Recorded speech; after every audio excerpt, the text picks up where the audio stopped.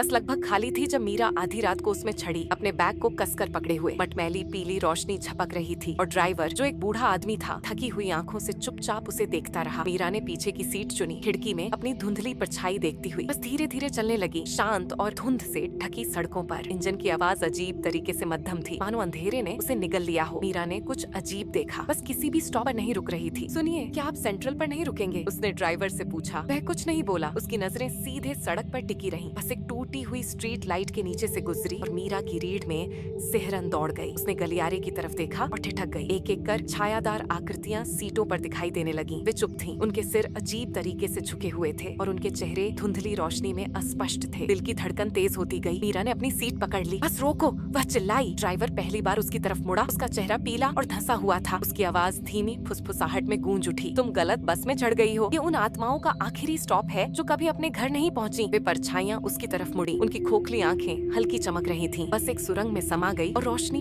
पूरी तरह से बुझ गई। जब बस दूसरी तरफ निकली तो वह खाली थी, सिवाय मीरा के बैग के, जो पिछली सीट पर लावारिस पड़ा था।